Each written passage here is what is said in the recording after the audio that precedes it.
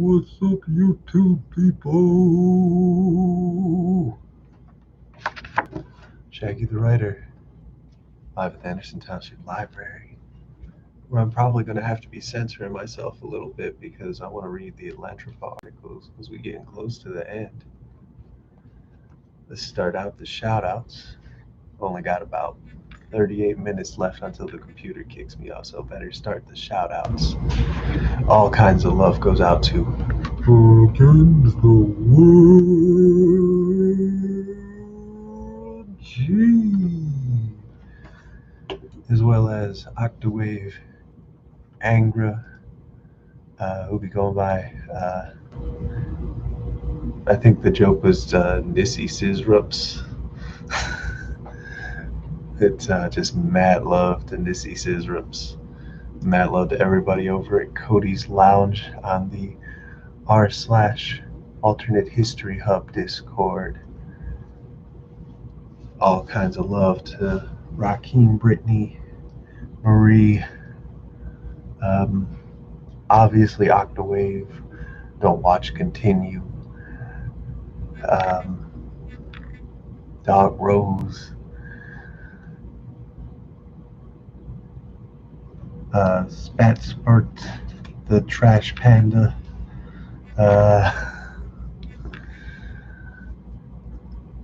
man, let me just check something. I might need to check a name real quick. No, I guess not.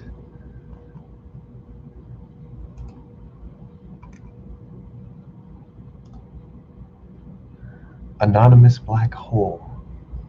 Yes. Shouts out to Anonymous Black Hole. I don't know why I be forgetting his name. And he be voting out all my little polls and shit. And Despacito. Okay, we 2 minutes in. That's way longer of the intro than I needed to do. We are reading the Atlantropa articles right before it gets into being a huge depression fest. We're about halfway through the book. The chapter is titled Reinforcements. It couldn't be. We were all looking out the window, silent. What the hell is that? Witzel asked. Nobody responds. We all knew perfectly well what it was. It's another ship, and one so close to the other one. Why are they so close to each other? It's a damn hunter pack, I conclude. They're scouting out this area for easy pickings. Fuck, Walter responds, running his hands through his hair. I go to the radio again for confirmation just to make sure that this isn't one of our ships. Howling Dark to Eagle Nest 13. Do you have any friendly vessels in the area? I ask into the radio. Flames from the drowned enemy ship flicker in the distance. The familiar crackling of radio silence follows as the female voice once again confirms. No, Howling Dark. You're the only vessel in the area. Of course, I hang up communications with the Eagle's Nest and switch to our deck below. Status on the fire, I ask.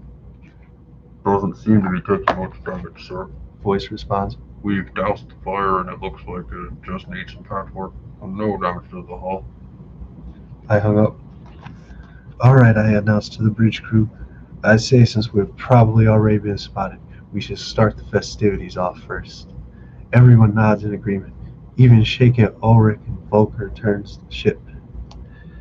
Once again it careens, this time into the center of a dissipating storm, right toward our new arrival. Focus our main guns on them and fire when we're in range, I order. The orange fog evaporates and reveals a clear blue sky of a kiln. The scavenger vessel becomes fully revealed. It is perhaps a kilometer away or so. Yet, the striking gold chassis of its hull is in full view. It glimmers like a gold coin left on a clean sidewalk in Germania. Stealth was never really but a scavenger's tactic, which is why this ambush is so unexpected. Guess this was why they relied on using the dust storm for cover. As we come closer, the ship begins to shine brighter and the sun reflects off its turning body. They have noticed we are careening for them. Looks like we're in for a match.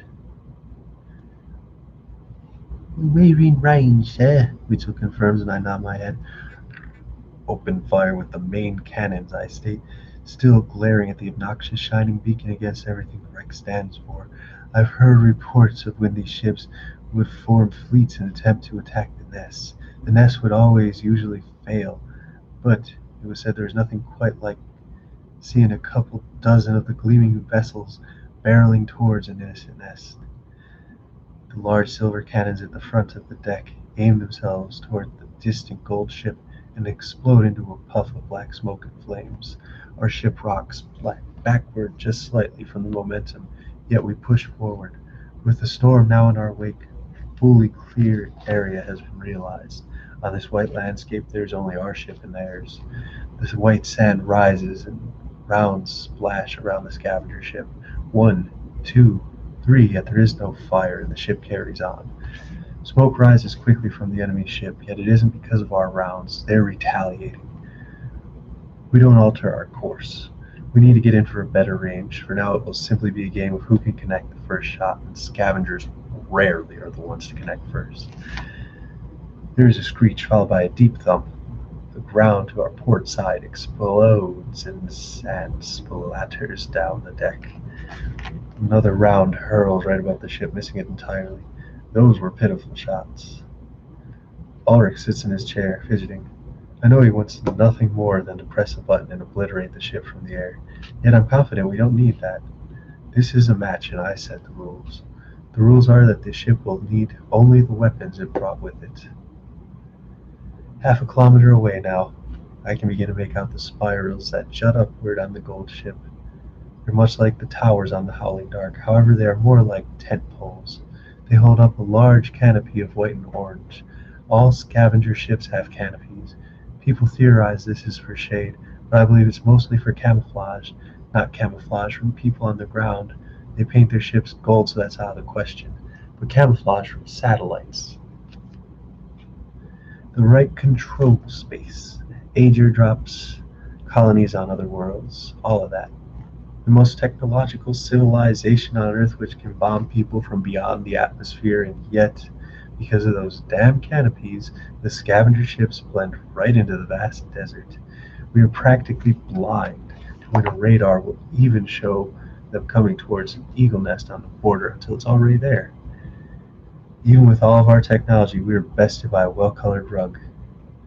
We fire another volley. The front of their golden ship opens up as a round slams right into it. An eruption of flames and metal bits scatter out to the white ground below. However, the ship continues moving. Another round grazes its side, but plops right outside. The third misses entirely. They're coming closer. How many more rounds do we have in those main guns? I asked Volker. Enough for 2 more volleys, sir. Ugh, I curse under my breath. Really wish we could bring more ammunition on the journey. We all do, sir. Witzel replies. Why can't you have more ammunition? Ulrich asks me. Because we don't have enough storage. We need room for the cargo, food, water, other supplies, and so ammunition is purely for defensive purposes.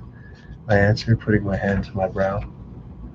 So why can't I just call it a geodrop then? He insists. Because we haven't run out of ammo yet now, have we?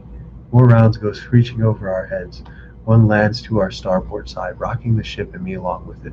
The second hits right in front of the ship, and we travel through the smoke and falling sand. Have the rounds been loaded yet? I ask. Almost, Volker replies, looking over the dashboard. How often does this happen?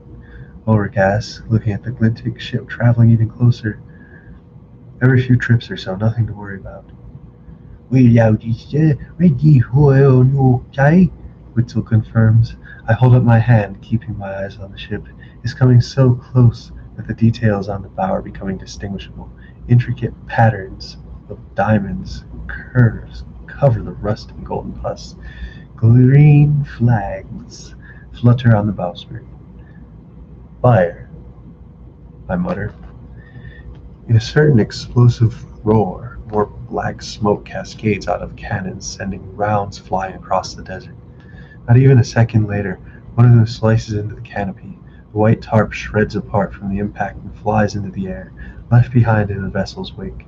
Yet there is no explosion. Another plunges into the side and combusts in a cloud of fire. The ship still continues onward. A third plummets in the front of the bow, creating a cloud of dust which the ship sails right through. It was hit but isn't going down. They respond in kind, yet the rounds land all around us as well. They're too close now to use main cannons. We're almost face to face. They're only a couple hundred meters from us now. Quarter of a kilometer now. Stop, I order. We need to salvage the last rounds. Turn us around. We're going to use the side cannons. Side cannons! Ulrich yells. Just let me use the drop. Get back in your seat and let us handle this. I erupt in a belligerent yell. Our sides are far better prepared than theirs. They can't penetrate our armor. There is no better plan. There is a better plan. Let me do my job. And let me do mine. We don't need the drop yet. We're protected. You can't be certain of that. This isn't about your fucking ego. I can be certain I don't need a space savior to do my duty. And I'm certain I don't need you lecturing me. That was not part of this agreement. I will destroy that book if you are insubordinate one more time. I'm perfectly capable of destroying a scavenger ship by my own hand, and I don't need a strike from the heavens to do it. You're going to get us killed because of this egotistical bullshit, he retorts. Ulrich goes toppling backward as my fist connects with the side of his cheek. Volker and Witzel watch wide-eyed as my brother lands squarely on the metal floor. I turn to them and bark. We're going to fire them. Turn this fucking vessel. I command, my blood becoming as hot as the desert outside. Sweat trickles down my forehead. Sir, Witzel says, I think he's right, and I should just call in the drop. You've never been uncertain of that before, Witzel, I yell. Only reason I'm not throwing him overboard is 'cause he's my brother. Don't tempt me. Sir, the Howling Dark spins around, its main cannons facing away, its side cannons now facing their golden ship's starboard. The scavengers are barreling towards us. I can't let them get any closer, and I can't let them chase us. I don't need a fucking drop to do the job of a competent captain. Using my binoculars, I can see the bodies of 100 or so savages scurrying about on their golden vessel. They're all covered in brown and red rags with makeshift metal slats covering any exposed skin. Even scavengers have makeshift armor. Their deck is dirtied and rusted. Large spindles that now hold only the tattered remains of their ruined canopy spring out from the deck. Tiny cracks spring out. It's almost like rocks are being thrown at the ship. Men on our deck duck and scramble about. The ship is still far smaller than our own. I guess it goes right up to the treads. They're shooting at us. My men begin retaliating in kind. 500 meters. There is an open firefight between our two vessels. Islands in the Sea of Death. We have the elevation advantage, being able to shoot down at them. One of my men stiffens up and collapses on the floor. More rally behind him and take cover among the cargo, the wall and sides of the ship. Bullets zip and crack bouncing off the metallic tower as we loom over the golden ship. Some of the scavengers kneel over as they are hit by our better marksmen. It's a war zone. The men on the side guns remain composed, however, ducked down and ready for the word. I just need their ship to get a tad closer so we get the perfect shot. Sir, if we don't fire now, Volker says. Wait, I emphasize. We can only have one chance at this. They're going to run into us. Just a few more. Out of the corner of my eye, I see that Ulrich is dusting himself off. You're mad, he mutters. If we die, it's on your hands. If a Reich engineer doesn't save us and we die honorably. Why do you refuse to let me call it in? Because I'm not a coward. A coward? 400 meters, 300, 200. Fire. I mutter. Candace out and her ship is lifted momentarily to its side. A plume of smoke overtakes the bridge's windows, followed by an unmistakable cry of steel shattering apart. All on the bridge are tossed quickly into the air and fall back down with a thud. I collect myself and gaze out the window. Through the smoke, a warm glow flickers. The distant shockwave of an expanding explosion graces my ears. As the fog dissipates, everything is revealed. I look to the scavenger vessel. One of the spindles has collapsed into a canyon that has now been carved into the middle of the vessel. It is practically split in half by the barrage. Somehow the ship is still moving on its treads despite the inferno raging in it. Scavenger bodies tumble into the hole, and the ship fires. Black smoke churns across the deck as the ship continues on, a husk of its former self. "Sir?"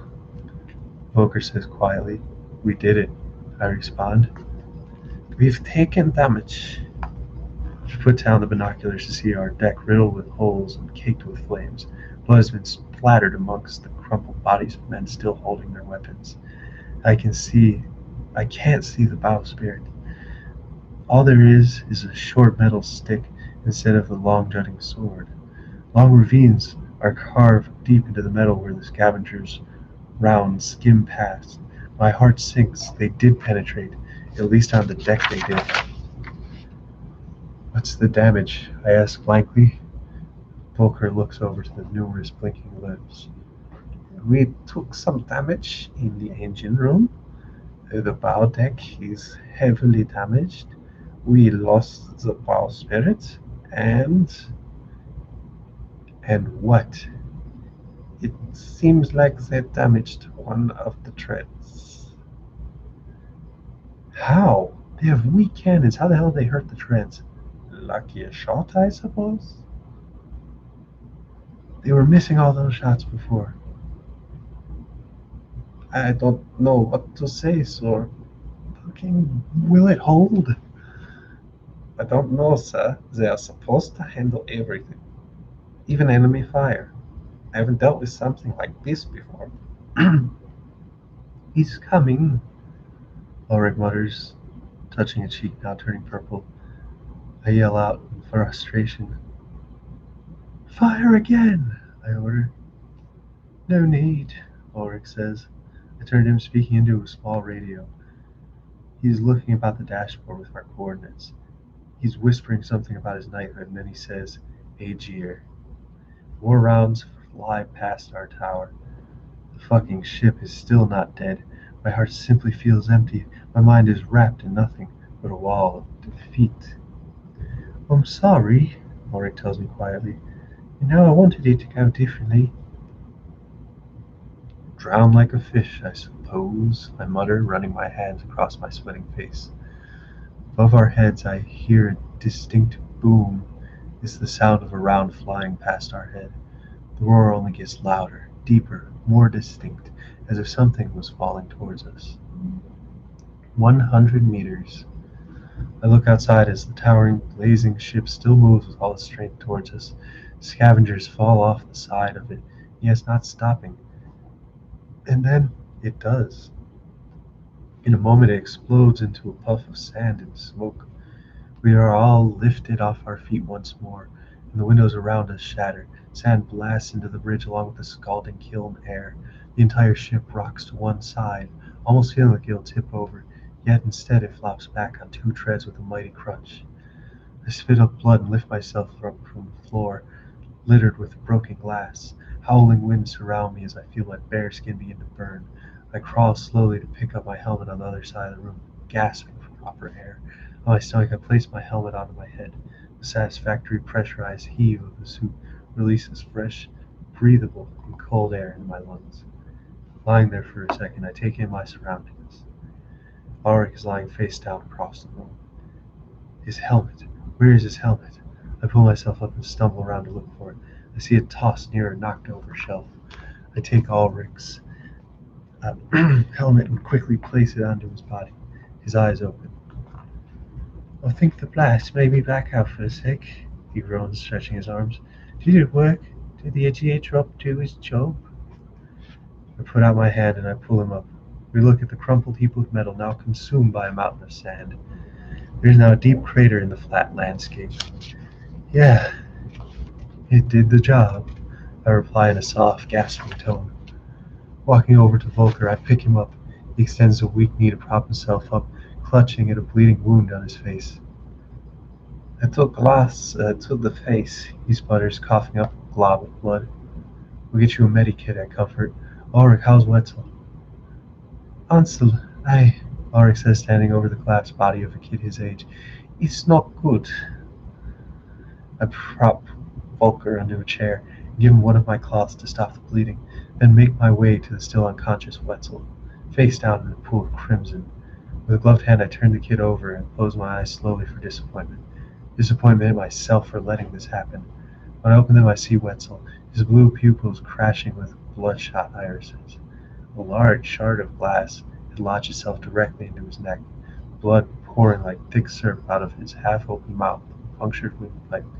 He looks at me wide-eyed, gargles a few words, and then stares upward unmoving.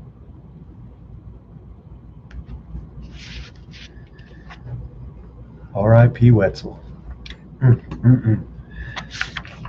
Shouldn't have gave you a British voice, it's all my fault. Oh man, that's the end of that chapter. And the next one is very long. But I feel like I should just read it until I run out of time, because that is much more based.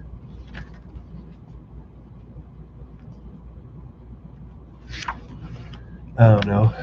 We got 17 minutes left. I could switch books entirely. But nah, we're not going to do that. All kinds of love goes out to, again, G, as well as everyone over at the r/alternate history hub. Marie, Rakim, Brittany, Renzo Flute. I can't believe I didn't shout out Renzo from the get-go. That's terrible of me. He's the best shakuhachi player, and y'all need to subscribe to him. Help him get like 80,000 subs, because he deserves it.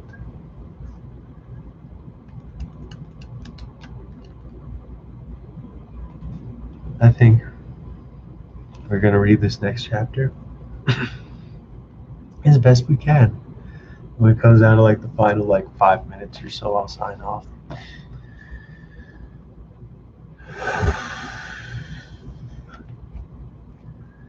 This next one's called Honor and Death.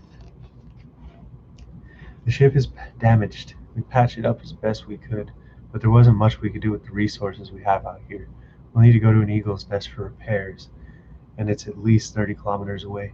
The howling dark is limping its way to safety. We lost 9 men, 2 to gunshots, 6 to cannon fire, 1 to broken glass. Ulrich, Volker, and I stand in the empty husk of the bridge. The day is clear, so only a little bit of sand comes through.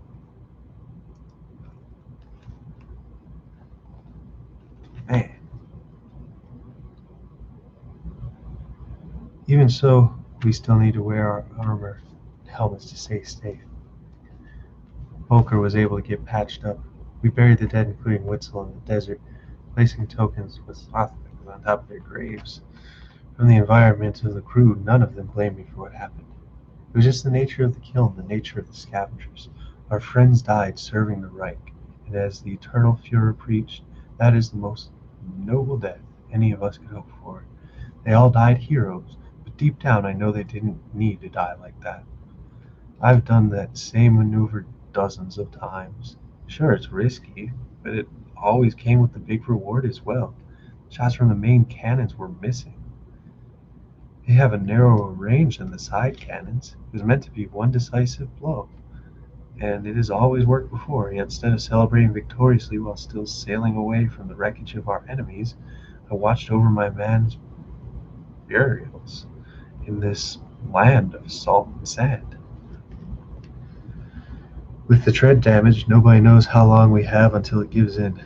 For now, we simply take it slowly and delicately. It may give out at any second, it may not. For now, I stand here on the bridge in my armor, staring out through an open window, anticipating the clunk of the tread's final rotation. I pick up the radio to prepare for emergency pickup from the nearest nest in case our ship is stranded. I click the button, but there is no soft white noise. I click again and then again, and I try my helmet. Nothing. Not getting any signal from outside of the ship, I tell Volker. What do you mean? I can hear you fine through the helmet intercom. Volker replies, yeah, but the helmets work on a limited range. I'm trying to use long range and it isn't working. I think our long range communications are damaged. Oh, fuck, I'll send somebody down to check, Volker replies. He turns around and says through the short range radio, hey, go check on the long range communication route and see if it's there. We can't get the signal outside the ship. We stand in silence, waiting for a response. They know what they signed up for, Volker responds with a reassuring tone. This is the kiln. For everybody in direct dreams of fighting against scavengers. When we get back, they will be remembered for what they did today. We stopped 2 ships from getting further north. That's something. I suppose. Wetzel was a good officer. He was. The last thing I said to him was I was going to throw him overboard, all because he wanted me to call in the drop. I didn't want the drop called in either, Walker admits. It feels so against what he does do for. But a noble battle feels like it robs something from defending the faith, you know? Never once called in Nadir drop, not once. We always find a way to get through tough situations. Wonder why this time was different. When you do something so much, it eventually stops seeing the danger in it, I suppose. You forget how dangerous the kiln really is. I get that. You do? Well, not personally, but I am not captain. Captains need to have that personality. First officers don't. We are the ones who keep that stupidity in check. I chuckle. I suppose you're right. But where were you 2 hours ago? Following orders the best I could. It's noon by now. The sun is at its highest and strongest. This metal cabin is becoming a furnace out the safety windows. Even under my armor, I can still feel the creeping kiss of the smoldering desert air. Walker excuses himself and retreats to underneath the deck to tend to his wounds again. And probably to escape the heat, too. Just leaving Ulrich and I alone, overlooking a white and orange plain. I fought to retake Eagle's Nest when I was 17, I reflect. Didn't think anything of it. Sure, it was dangerous. I lost my arm. Shook it off, kept going. This is my element. I command this element. The desert, and the sand, and facing off any threat that gets in my way. After years, the danger just becomes average. Remember the family cottage in Bavaria? We went there every summer, Ulrich remarks, his tone shifting. Yeah, father wanted me around all the time, but I went off sometimes to fuck with local girls, I say. That's where you went, Ulrich asks. Oh, oh yeah, you were too young to know that. Anyway, there was this cliffside I'll climb. I never thought it was dangerous until I slipped. Didn't fall or anything, but just that jolt. Your heart racing when you realize that you're not on flat ground. Sometimes we forget and it takes a slip to bring perspective, he mutters. Hell of a slip this was, I mutter back. We continue in silence, watching the distant blurry pillars rising on the horizon. They aren't ships, they are towers. The first eagle's nest that we've seen on this journey. Eagle's Nest 13, it appears so close, yet we don't know if we will make it. Father always had a good way of putting things in perspective. Oh, that was Father always had a good way of putting things in perspective, I reminisce. You get that from him. Apologies about the hit earlier. I point to the part of his helmet that I assume his cheek was under. You get the temper from Mother, he says, and the stubbornness. Oh yeah, she was really stubborn about me going to a good university. Don't go into the military, she said. It won't do any good for you.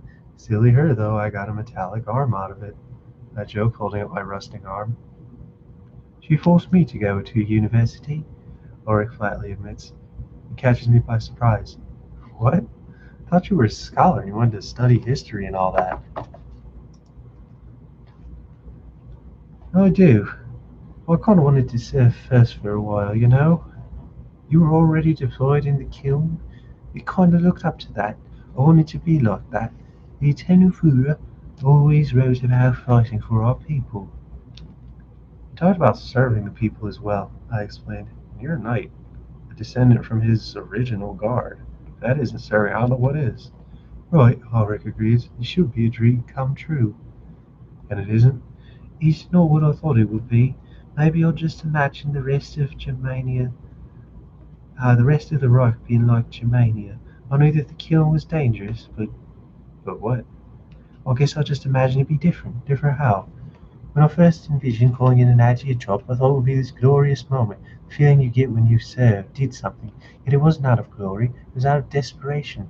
The blast even hurt our own, even if it saved us.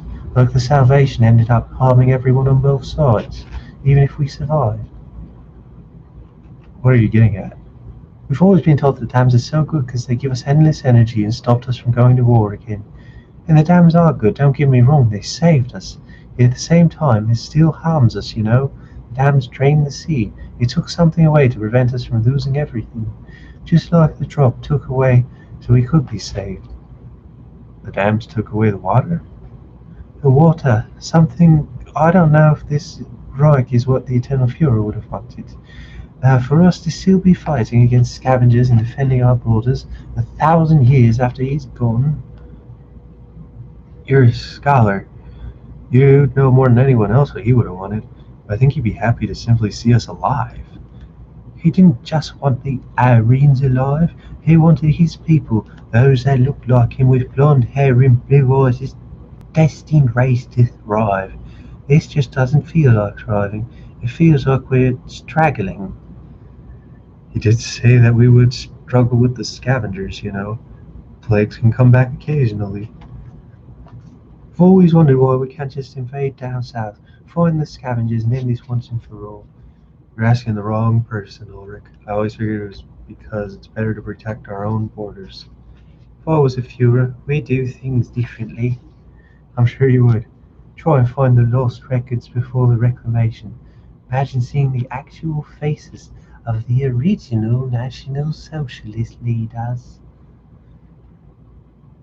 Hitler, Goebbels, Göring, Himmler, Hess. They must have towered over the lesser Europeans like gods, with true Aryans being so rare. I wonder how out of place they felt. I would like to see what Germania looked like before it was Germania. I read somewhere that it was called Barlan? Berlin. Yeah, thank you. See, I'm not a historian. Just know enough to get by. There is a crackling over my helmet radio and a wispy voice comes through. It's Volker. Status on the long-range communications, Volker, I asked urgently. Yes, sir, he responds. There is a massive hole where they used to be. They are entirely gone. Fuck, I curse. Alright, come back up here. We need to get this thing to the eagle's nest. Volker cuts the radio and I turn back to Ulrich. Long-range communication is down, I announce. We can't get through to anybody outside the ship. So what now? He asks. Now we're on our own. I bring my hands to my helmet, take a deep breath, squinting my eyes, wishing that this situation could end. Hell of a first journey to the kiln, isn't it? I muttered to Ulrich, my mouth contorting into a smile. Sometimes when the situation gets bad, I can't help but find myself laughing at the preposterousness of the problem. If you would have just called in the... Stop, I interrupt my brother. There is a tool we have at our disposal. I don't see how it isn't honorable, Ulrich says. Do you feel like you really fought against those scavengers? I turn around and say, my voice becoming tense. Ulrich looks at me, pauses for a few seconds, stuttering out a response. Well, yes, he concludes. My action brought down the steel rod and it struck our enemies and it saved us. But you didn't personally do it yourself. Yes, I did, he defends. I pressed the button. My action led to their ship exploding. It's not the same. How is it not? There's nothing like looking your enemy in the eye when you drive that knife in or shoot that gun. People who have ravaged our area since time began. It's personal. It's real. It's how the ancestors did it. Perhaps I don't share the same views on protection as you do. Perhaps you don't. You're more the intellectual type, anyway. I told you we need to call in the drop. You were too arrogant. You wanted to relive some battle fantasy, so you didn't even consider that you were putting us in danger. I've done that maneuver dozens of times before you even entered school. I don't need you lecturing me. I spit. You don't even feel guilty for what happened. Of course I do, I yell. There's a pause. Auric stares at me through his helmet. I slouch myself down onto a chair near the dashboard. Of course I do. I'm the captain. This is my ship. Every death I feel, I know. I collect myself, putting my rusting arm on my knee, and looking deep at Ulrich. I know that we should have called in the drop, but you have no idea how hard that was for me. It's like a clash between my survival and glory. I feel like they are at opposites. What do you mean? Perhaps my glory in this desert is not achieved by surviving. Perhaps it's through death in battle, like the Atlantropa wanted. You aren't a grunt in the military anymore, Ulrich flatly states. You can't just die in combat. You can't send this ship to the fray. You're changing enemy guns. It's your duty to protect anyone on this ship, to protect me. I know. And protection means calling in any resources we need to help to keep the ship safe. I know, I repeat again in a lowered, annoyed tone. Doesn't mean I agree with it. A loud crack rings out across the ship. Both of us are launched forward by the howling dark. I slam into the dashboard and Ulrich topples into a wall. Then, not a second later, the ground slowly begins to tilt on the starboard side. The tread is broken and is partially given away. Ulrich and I slowly lift ourselves to the feet. Wind has been knocked out of me and I struggle to breathe. You alright? Ulrich asks me. I hold out a finger to him while my other arm clutches my stomach. I'm fine, I cough. Just got hit in the chest. We stumble around, attempting to maintain our stance. With the tread having partially given way, the ship is listing a few degrees. The engine attempts to spin, rotating the vessel before I reach the dash and stop the movement. In a few seconds, the ship comes to a halt. We are stuck.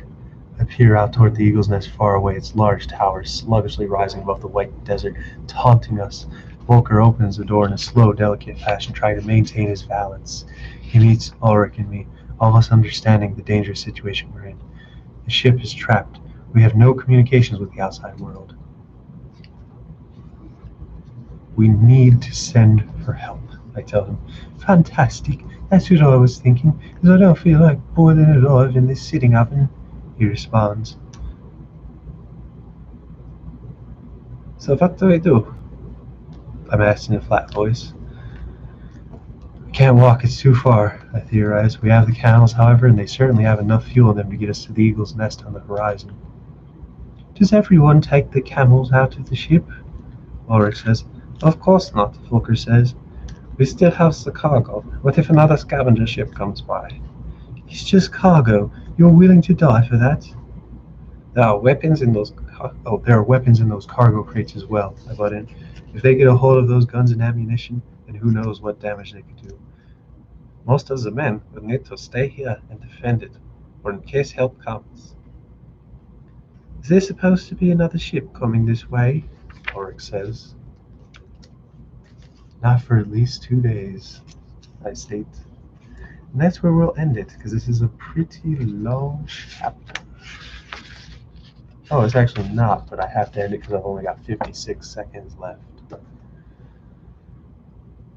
So,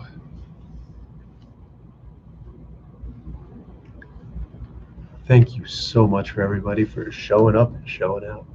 All kinds of love to the r/alternate history hub Discord channel.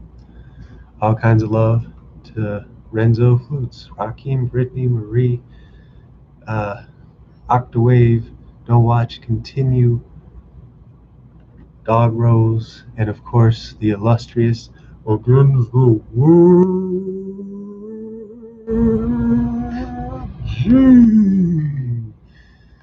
Appreciate everyone showing up. I'm literally going to get kicked off in 10 seconds.